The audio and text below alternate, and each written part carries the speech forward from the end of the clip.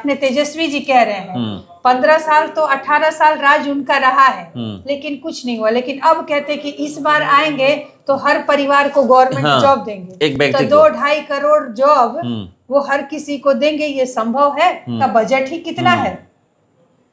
तो ये सारी चीजें वो सोचते नहीं, हवा में कुछ भी बोल देते हैं। बात के लिए कहा जाता है कि पढ़ा लिखा आदमी और एक कम पढ़ा लिखा आदमी में ये अंतर होगा। जो पढ़ा लिखा होगा वो सारा कैलकुलेट करेगा कि तो क्या जनता को समझ नहीं है। वो कह रही है कि एक ही महीना ना 10,000 देंगे, लेकिन हमको तो हर महीने 10,000 वाला रोजगार चाहिए। क्या एक ही महीने खाएंगे? होगा कोई भी काम। आप देखिए कि इंदिरा आवास के लिए जा रहे हैं तो बिना पैसा का नहीं हो रहा है, दाखिल खारिज कराने जा रहे हैं बिना पैसा का नहीं हो रहा है। तो हम लोग तो यही सिखा रहे हैं। मगर ये भी आपको पता है ना कि एनडीए से कौन है और इंडिया गठबंधन से कौन है? बिल्कुल पता है। एनडीए से राकेश हो जाए और इंडिया गठबंधन से दो परिवार चल रहे हैं, तो यही है कि परिवार का जो चल रहा है परिवारवाद है, उसको एक बार हटाना है। मतलब जनता दो परिवार मतलब देखिए सही है, जब समय आया उन्होंने उनको भी मौका दिया सेवा करने। 2025 विधानसभा चुनाव के तारीखों का ऐलान तो 6 अक्टूबर को हुआ था। 10 अक्टूबर से नामांकन शुरू हुआ था। पहले चरण का जो मतदान 6 नवंबर को होने हैं उसके लिए नामांकन शुरू हुआ था और लोग इंतजार कर रहे थे कि कब, जहां पर पहले चरण का नामांकन है प्रत्याशियों का, हर पार्टी घोषणा करती है। मगर इस बार थोड़ा लेट हुआ है। मगर जिसको भी सिंबल मिला है वो दावा कर रहे हैं कि इस बार हम जीत हासिल करेंगे। शाहपुर विधानसभा से जनसुराज पार्टी की उम्मीदवार बनी हैं डॉक्टर पद्मा ओझा। चलिए हमारे साथ हैं बात करने के लिए। मैं इनसे सीधे जुड़ता हूं। IBN 7 भारत में आपका स्वागत है। धन्यवाद आपका और आपके चैनल को भी। चेहरे पर तो खुशी होगी जब सिंबल मिला तो? नहीं कि एक जिम्मेवारी मिला? बिल्कुल मतलब ये खुशी क्या कहेंगे कि एक बहुत बड़ी जिम्मेदारी मिली है। तो ये सोच रहे हैं कि अब इस जिम्मेदारी को किस तरह से हम निभाएं कि जो पार्टी और प्रशांत जी ने हम पे भरोसा जो दिखाया है उस भरोसे पर किस तरह खरे उतरे, उसकी जिम्मेदारी हमें सता रही है कि किस तरह से काम करना है। कई लोगों का नाम था चर्चा में कि इनको मिलेगा इनको मिलेगा, आपको चुना गया है। और ये इसमें कहीं ना कहीं आपने देखा होगा कि जनसुराज पार्टी और प्रशांत जी ने ये कहा था कि पूरा सर्वे होगा, और आप लोग भी ग्राउंड में घूम रहे हैं, देख रहे हैं कि जो जनसुराज है वो कई लेयर में सर्वे कराया है। और अगर मेरा नाम आया है तो मुझे लगता है कि जो मैं 1.5 साल से मेहनत कर रही थी, जनता ने वो प्यार और वो आशीर्वाद दिया है जिससे कि मेरा नाम उभर कर आया है। उसके लिए मैं शाहपुर की जनता को धन्यवाद देती हूँ कि उन लोगों ने हमें ये मौका दिया और ये जिम्मेदारी दी है कि यहाँ पे बदलाव करें। और मैं देखती हूँ मैं कहाँ तक उनकी आशाओं पर खरे उतरती हूँ। मेरे लिए बहुत बड़ी जिम्मेदारी है और उसके लिए मेरे पास कोई शब्द नहीं है कि मैं क्या बोलूँ। बस ये लग रहा है कि मैं इस जिम्मेदारी को किस तरह से निभाऊंगी। ये एक और सवाल है ना कि जो आपको जिम्मेवारी मिली हुई है, जो जिम्मेदारी कह रही हैं, बहुत लोग लाइन में लगे हुए थे, बहुत लोग मेहनत भी कर रहे थे, जनसुराज पार्टी को मजबूत करने के लगे थे और इस उम्मीद में थे कि हमें टिकट मिलेगा तो हमें मिलेगा। अब उनको कैसे एक साथ जोड़ करके चलिएगा आप, क्योंकि ये बहुत बड़ी आपको ये भी मतलब एक चैलेंजिंग टास्क है आपके लिए कि जो लोग मतलब पार्टी को मजबूत कर रहे थे उनको अब जोड़ करके रखना है, क्योंकि टिकट तो सबको पता था कि एक व्यक्ति को मिलने वाला है। बिल्कुल हर पार्टी में यही होता है कि कई लोग प्रयास करते हैं और एक को मिलता है। और हमारे यहाँ भी ऐसा था कि जो भी यहाँ पे जुड़े हैं वो जनसुराजी हैं, वो एक बदलाव को लेकर जुड़े थे। आपने देखा होगा कि सब अलग अलग तैयारी कर रहे थे और जनसुराज को हर घर तक पहुँचाने का प्रयास कर रहे थे। उसमें मेन हम 3 लोग थे, मैं थी, अनुरानी झा जी थी और विनय कृष्ण मिश्र जी थे। हम लोगों ने जितना मेहनत कर सकते हैं उतना हम लोगों ने किया है। और आपने ये भी देखा होगा कि हम तीनों फिर मिल करके पदयात्रा में भी हम रहे। हमारे 2 नए साथी जुड़े थे, 5 लोग मिल करके पदयात्रा भी यहाँ शाहपुर विधानसभा का किए हैं। तो ये कहीं ना कहीं साबित करता है कि प्रतिस्पर्धा अपने जगह थी और जब सामूहिक प्रयास की बारी आई तो हम लोगों ने, शाहपुर ने ये भी करके दिखाया, साबित किया कि हम सब अगर जनसुराजी हैं तो साथ मिलकर काम भी कर सकते हैं। तो जो प्रतिस्पर्धा थी खत्म हो गई? बिल्कुल प्रतिस्पर्धा खत्म है।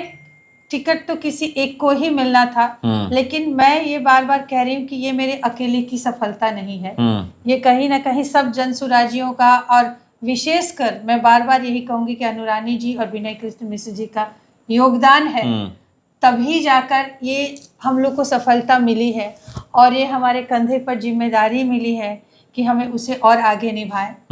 तो वो हमसे बड़े हैं, हम जाएंगे और उनके साथ भी, क्योंकि बिना उनके साथ का और बिना अनुरानी जी के आशीर्वाद का ये नहीं होगा। तो उनका साथ तो चाहिए ही। अकेले जब इतने दिन हम लोग साथ चले हैं तो अकेले असंभव है कि अकेले चलेंगे, उनका साथ बहुत ज़रूरी है।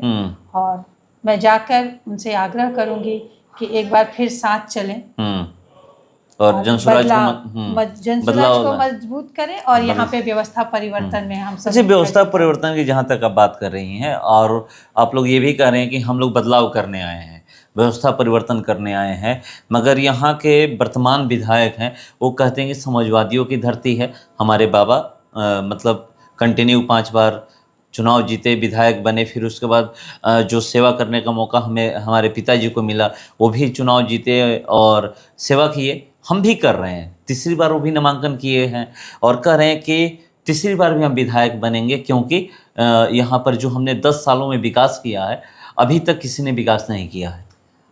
चलिए, ये अच्छी बात है कि आत्मविश्वास सब में होनी चाहिए, क्योंकि जो आदमी भी अगर परीक्षा की तैयारी करता है इसी आत्मविश्वास से करता है कि हम जो तैयारी कर रहे हैं और हम सफल होंगे अच्छे अंकों से, तो आत्मविश्वास तो होना ही चाहिए। और हम सब में है, यहाँ पे जो भी अभी प्रतिस्पर्धा में है उन सब में कहीं ना कहीं आत्मविश्वास है। साथ ही साथ रही बात विकास की, हम लोग जनसुराज की एक बहुत बड़ी विशेषता है कि वो किसी व्यक्ति विशेष पर कटाक्ष न कर, हम लोग बात करते हैं बुनियादी चीज़ों की। ठीक है, विकास हुआ है, नो डाउट कि जब आए वो विकास किए, लेकिन कहीं ना कहीं हम लोग फिर भी पीछे पिछड़ चुके हैं। हर जैसे ही मान लीजिए कि 30-35 शाहपुर की नहीं, बिहार की ही बात लीजिए, 30-35 साल से आप देख रहे हैं कि जब लालू जी का राज आया उस समय भी हमारा देश जो, हमारा बिहार जो था वो सबसे गरीब और पिछड़ा राज्य था। ठीक है, उसके बाद जब नीतीश जी का राज आया 15 साल बाद, तब भी हमारा जो बिहार था वो सबसे गरीब और पिछड़ा राज्य है।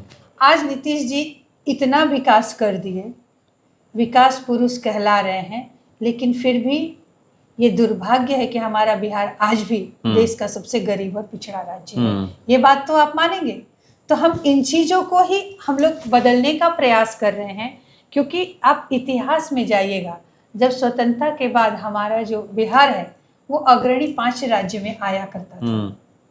तो हम लोगों का एक सपना है बिहारी होने के नाते कि जो हम लोग गरीब और पिछड़ गए हैं पूरे भारत में, एक बार फिर से हम लोग प्रयास करें और आगे आने का प्रयास करें। जो हमारे यहाँ के बच्चे दूसरे राज्यों में रोजी रोजगार करने जा रहे हैं, वहाँ अपमानित हो रहे हैं, भगाए जा रहे हैं, तो ये सारी चीज़ें बिहारी कहकर अपमानित किए जाते हैं। तो ये सारी चीज़ें कहीं ना कहीं जो बिहारी समझता है कि हम बिहारी हैं और बिहार के हैं, और बिहारी लोगों के साथ बाहर के राज्यों में इस तरह का बर्ताव किया जाता है, तो मन में एक कसक उठती है और ख़राब लगता है। तो हम लोग उसी को दूर करने के लिए, क्योंकि एक समय था हम लोग गर्व से कहते थे कि हाँ हम बिहारी हैं, लेकिन वही बिहारी शब्द आज गाली बन गया है।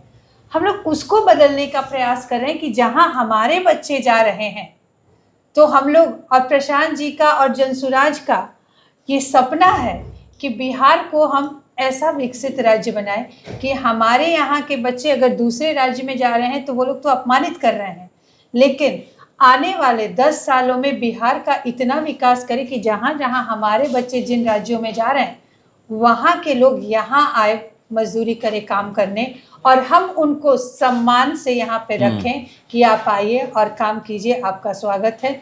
हम लोग उनको प्रताड़ित न करें। हो पाएगा? कैसे होगा? बिल्कुल होगा, बिल्कुल। काहे नहीं होगा? काहे नहीं होगा ये बताइए आप, क्यों नहीं होगा? आप कई लोग सही में ये पूछ रहे हैं कि कैसे होगा, आप क्या कर लोगे, फंड कहाँ से आएगा? इसके लिए हम लोग बहुत बड़ी बात नहीं कर रहे हैं कि आज ही हम बोल दें आके फैक्ट्री लगा देंगे। आप जैसे ये क्या बोलते हैं, अपने तेजस्वी जी कह रहे हैं 15 साल तो 18 साल राज उनका रहा है, लेकिन कुछ नहीं हुआ। लेकिन अब कहते हैं कि इस बार आएंगे तो हर परिवार को गवर्नमेंट जॉब देंगे, एक व्यक्ति तो 2-2.5 करोड़ जॉब वो हर किसी को देंगे। ये संभव है? अगर देंगे, अभी तो हमारे बिहार में टोटल कितने लोगों को गवर्नमेंट जॉब है, और उनको ये कैलकुलेशन नहीं पता कि करोड़ों लोगों को जॉब देने की बात करें तो उनको तनख्वाह कहाँ से देंगे? यहाँ का बजट ही कितना है। तो ये सारी चीजें वो सोचते नहीं, हवा में कुछ भी बोल देते हैं। हम लोग ऐसी बातें नहीं उस चीज को जो हवा में बोलने की बात करें वो लगातार रिपीट कर रहे हैं। आज भी जब नामांकन करके वो निकले तो वो बोले कि मेरा एक सपना है, मेरा एक विजन है कि हर परिवार को एक सरकारी नौकरी। इसी बात के लिए कहा जाता है कि पढ़ा लिखा आदमी और एक कम पढ़ा लिखा आदमी में ये अंतर होगा। जो पढ़ा लिखा होगा वो सारा कैलकुलेट करेगा कि हम जो बात कह रहे हैं वो क्या जमीन पर सार्थक हो सकेगा। वो सोच नहीं रहे हैं, वो कह रहे हैं, उनको लग रहा है कि बिहार की जनता पागल है, हम जो कहेंगे कि हम जॉब दे देंगे तो वो सब हमको वोट दे देंगे। जब वो 18 साढ़े 18 साल जब रहे हैं और उनका राज रहा है तब काहे नहीं दे दिए? आज क्यों? पहले भी देना था ना। ऐसा नहीं कि उनको मौका नहीं मिला था। हम लोग कहते तो शोभा भी देता कि हम लोग कभी रहे नहीं है भाई, इनको दे दो। आपको तो मौका दिया गया, लेकिन आप लोगों ने क्या किया? उनके राज्य में तो बिहार सबसे पीछे गया ना। जो ज्यादा हमारे बिहार के नाम को जब बिहारी और बिहारी गाली बनने लगा तब आप देख सीडी रेशियो की ही बात कीजिए कि अभी सीडी रेशियो 40 रुपए है और उस समय 18 रुपए था लालू जी के राज्य में। तो ये सोचने समझने वाली बात है कि हम जो बात कर रहे हैं क्या ये जमीन पर उतरेगा। अगर जनसुराज ये बात कहता है कि हम बच्चों के लिए विश्व स्तरीय शिक्षा देंगे तो वो बता रहा है कि कैसे देंगे। अगर वो कह रहा है कि पलायन रोकेंगे तो वो बता रहा है कि कैसे पलायन रोकेंगे। वो कह रहा है कि हम किसानों को मदद करेंगे खेती से बेहतर कमाई के लिए, तो बता रहा है कि किस तरह से वो किसानों को मदद करेगा, कि किस तरह से वो मनरेगा को किसान से जोड़ेंगे, कैसे पलायन रोकेंगे, कैसे जैसे यहाँ से पूंजी का पलायन हो रहा है कैसे पूंजी के पलायन को हम रोकेंगे। पूंजी के पलायन को रोकेंगे तो बुद्धि का पलायन रुकेगा, बुद्धि का पलायन रुकेगा तो अपने आप श्रम का पलायन रुकेगा। तो बात है कि समझना है कि हवा में बोल रहे हैं या उसको सिद्ध कैसे कर रहे हैं, कि ये प्रूफ कैसे दे रहे हैं। तो लोग कहते हैं ना कि कहाँ से फंड आएगा, तो प्रशांत जी बताते हैं उनके पास सारा कैलकुलेशन है और वो हवा में बात नहीं करते। वो कहते हैं कि हर राज्य का मतलब पूरे देश का एक सीडी रेशियो होता है। सीडी रेशियो का मतलब ये हो गया कि मान लीजिए कि हर जगह की जनता अपना बैंक खाते में पैसा रखती है, तो 100 रुपये अगर रखती है तो उसमें से है कि 70 से 75% सीडी रेशियो की, उसमें से 70 से 75 रुपये जो है वो वहां की जनता को विकास के लिए देना है। ये जनता से समझ पाएगी जो आप लोग कह रहे हैं, क्योंकि देखिए यहाँ पर जनता यही सोचती है कि सुबह हम जाएं मजदूरी करें और फिर शाम को मेरे घर में भोजन बने। बता रहे तो अगर ये चीजें, यही तो चीजें हम उनको समझा रहे हैं कि आज जो अपने नीतीश जी है 10-10 हजार रुपए बांट रही है, तो क्या जनता को समझ नहीं है? वो कह रही है कि एक ही महीना ना 10,000 देंगे, लेकिन हमको तो हर महीने 10,000 वाला रोजगार चाहिए, क्या एक ही महीने खाएंगे? तो हम लोग भी बोल रहे हैं कि ठीक है 10,000 मिला रखो। वो लोग भी हंस रही हैं कि चलो अच्छी बात है कि पहली बार जनसुराज के आने की वजह से, चुनाव तो बहुत बार हुए लेकिन ऐसा चुनाव आज तक नहीं हुआ था जिसमें कि सरकार ने खजाना ही खोल दिया है कि 10-10 हजार रुपए दिए, पेंशन बढ़ा दिए, रसोईया का बढ़ गया, हमारे चौकीदार का बढ़ गया, अब अपनी जीविका दीदी लोगों का बढ़ गया। क्रेडिट लेते हैं ये हमारे वजह से हुआ, हमने ये घोषणा की। क्रेडिट कोई सरकार, यही बात बोले ना कि क्रेडिट कोई भी ले सकता है। सवाल ये है कि जब आप थे तो काहे नहीं किए? सिंपल सा सवाल है। क्या जनता इतनी मूर्ख है? मौका तो आपको दिया गया था, तो आपने उस समय क्यों नहीं किया? अब क्यों बोल रहे हैं? अब तो पलायन की भी बात बोली जा रही है, शिक्षा की भी बात बोली जा रही है, और ये देखिए कि बदलाव कैसे होता है। अभी तक तो जात पे खेला जाता था, अगड़े पिछड़े पे खेला जा रहा था। लालू जी के डर से नीतीश जी, और नीतीश जी के डर से मोदी जी के डर से लालू जी के ललटेन पे जाते थे, और जो उनके आतंक से डरा हुआ है वो बीजेपी को मानता था। उनके पास कोई विकल्प नहीं था। लेकिन आज तीसरा विकल्प उभर कर आया है। लोग अब डर नहीं रहे, उनको लग रहा है कि नहीं, हमारे पास कोई विकल्प नहीं था, आज जनसुराज एक विकल्प बनकर आया है, जो यहाँ पे अब जात पात की बात नहीं करता, अगड़े पिछड़े की बात नहीं करता है, मंदिर मस्जिद की बात नहीं करता है, वो बात करता है पढ़ाई की, रोजगार की, पलायन की, भ्रष्टाचार की, जो बुनियादी यहाँ की समस्या है, जो समस्या जड़ आज हमको सबसे पीछे लेकर चलेगी। मतलब विश्वास है आप लोगों की इसी पे, जो आप लोगों का मुद्दा है इसी पे जनता वोट करेगी? बिल्कुल वोट करेगी। आज यहाँ की जनता जब सरकारी काम के लिए जाती है तो वो देख रही है ना कि अगर वो राशन कार्ड बनाए जा रहे हैं तो 2,000-3,000 रुपए लग रहे हैं। जो पैसा नहीं देगा भाई, उनको वो लोग पूरा दौड़ाते रहेंगे, काम नहीं होगा। कोई भी काम आप देखिए कि इंदिरा आवास के लिए जा रहे हैं तो बिना पैसा का नहीं हो रहा है, दाखिल खारिज कराने जा रहे हैं बिना पैसा का नहीं हो रहा है। तो हम लोग तो यही सिखा रहे हैं कि अगर आप एक बार पैसा लेकर या एक बार मुर्गा भात खाकर अगर आप वोट दोगे तो सोच लो कि 5 साल फिर आपको हर चीज के लिए पैसा देना पड़ेगा, निर्णय आपको लेना है। हम लोग ये नहीं कहते हैं कि आप हम ही को वोट दो। आपने सुना होगा कि हम लोग अपनी सभाओं में ये नहीं कहते कि हम आए हैं आप हम ही को वोट दे दो। हम कहीं जाते हैं तो लोग भी कहते हैं कि आ गई वोट मांगने के लिए, एक समय आए तो हमने देखिए हम वोट मांगने नहीं आए हैं, हम आपको बताने आए हैं कि आप अभी तक किस किस मुद्दों पे आप लोग वोट करती रही। हम तो बताने आए हैं कि एक नया विकल्प आया है जनसुराज, जो कह रहा है कि पसंद है तो वोट करिए, नहीं बिल्कुल कि आपके बच्चों को मुफ्त शिक्षा देगा, विश्व स्तरीय शिक्षा देगा। उसके बाद आपके यहाँ अगर रोजी रोजगार करने वाले बेरोजगार लोग हैं तो उनको रोजगार देगा, वृद्धा पेंशन कम से कम 2,000 रुपए देगा।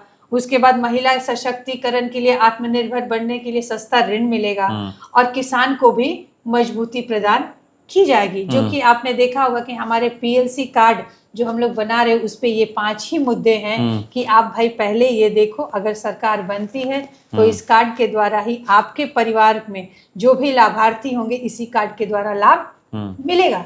अब चॉइस आपका है कि आप जो जिंदगी जी रहे हो अगर उसमें खुश हो तो भाई ठीक है, कोई बात नहीं है। अगर आप बदलना चाहते हो तो विकल्प बदलाव करिए, आप बदलाव हम। मगर एक चीज ये भी सवाल है कि शाहपुर विधानसभा नामांकन करिएगा, मगर ये भी आपको पता है ना कि एनडीए से कौन है और इंडिया गठबंधन से कौन है? बिल्कुल पता है। एनडीए से राकेश हो जाए और इंडिया गठबंधन से दो परिवार चल रहे हैं, तो यही है कि परिवार का जो चल रहा है, परिवारवाद है, उसको एक बार हटाना है। मतलब जनता दो परिवार, मतलब देखिए सही है, जब समय आया उन्होंने उनको भी मौका दिया सेवा करने का, और अब वो चाहते हैं कि बदलाव हो। अगर कोई नया आया है, नई सोच के साथ आया है, तो हमें उनको भी मौका देना चाहिए कि हम जब उनको एक सरकार को 15 साल और एक को 20 साल दे दिए तो भाई 5 साल इनको भी तो देना चाहिए। जब ये लोग 3 साल से अथक प्रयास कर रहे हैं, जाड़ा गर्मी बरसात में पैदल घूमकर, एक इंसान बिहार की बात करें मगर बता रहा है, मगर शाहपुर विधानसभा की जो बात करें तो क्योंकि यहाँ से आपको 1.5 साल से शाहपुर में 1.5 साल से जो प्रशांत जी पूरे बिहार में कर रहे हैं, आप देखे होंगे कि मैं अपने परिवार को छोड़ करके, अपने बच्चों को बेंगलोर में मैं सेटल थी और उनको वहां छोड़ करके, और मैं 1.5 साल से मैं यहाँ पे प्रयास इसीलिए करूँ कि प्रशांत जी अगर पूरे बिहार बदलने का कर रहे हैं तो हम जैसे लोग अगर छोटे छोटे एक विधानसभा में अगर अपना कंधा नहीं लगाएंगे तो बदलाव कैसे होगा। तो उन्हीं से प्रेरित होकर आज मैं भी अपना जॉब छोड़ करके बेंगलोर जैसे वहाँ की लाइफस्टाइल, वहाँ की जिंदगी छोड़ के, और सबसे बड़ा जो त्याग मैंने किया है वो मैंने अपने बच्चों को छोड़ा है, इस मकसद से कि बिहार छोड़िए। और जो हमारे ये शाहपुर विधानसभा की आप बार बार बात करें तो शाहपुर विधानसभा जितना हम कर सकते हैं उसके बदलने में हम अपना कंधा लगाएं। ये मेरा इमोशनल चीजें हैं, ऐसा नहीं कि हम आए हैं फेम कमाना है या राजनीति करनी है। राजनीति करने के इरादे से नहीं आए हैं, तो मुकाबला आए होगा हैं ना? अब मुकाबला तो बिल्कुल होगा, मुकाबला नहीं होगा तो जीत कैसे होगी, और मुकाबला जितना जबरदस्त होगा जीत भी। शाहपुर की जनता पे भरोसा है कि इस बार जनसुराज को जीत दिलाएगी, आपको जीत दिलाएगी? बिल्कुल, मतलब हमको जीत नहीं दिलाएगी, यहाँ जनता जीतेगी। जनसुराज क्या कहता है कि यहाँ पे कोई नेता नहीं जीतेगा, कोई पार्टी नहीं जीतेगी, जब जीतेगी व्यवस्था बदलेगा। इसका मतलब कि शाहपुर की जनता जीतेगी, क्योंकि शाहपुर की जनता की दशा जो है वह सुधरने वाली है। हम लोग तो अपनी जिंदगी में जो करना था कर लिए हैं, लेकिन एक ये प्रयास कर रहे हैं कि हमें जिस समाज ने यहाँ तक पहुंचाया तो हम वो समाज को जो हमें पहुंचाया है उसको कुछ लौटाएं और समाज के लिए कुछ करें। इसी उद्देश्य से आए हैं और सच्चे मन और निष्ठा से। आप देख रहे हैं कि 1.5 साल से हम मेहनत कर रहे हैं, जनता भी समझ रही है, तभी आज आपके साथ बैठ करके मैं बातें कर रही हूँ। तो निश्चित है कि जनता इस बार मौका देगी, जनता जीतेगी। तो देखिए जनता जीतेगी कह रही है। और जो लड़ाई है, दो परिवारों से लड़ाई है, चाहे एनडीए की बात करें या फिर इंडिया गठबंधन की बात करें। देखते हैं कि क्या होता है। 14 नवंबर को आपको पता चल जाएगा कि शाहपुर की जनता इस बार किसको विधायक बना रही है। फिलहाल इसको इतना ही, बने रहिए हमारे साथ। नमस्कार।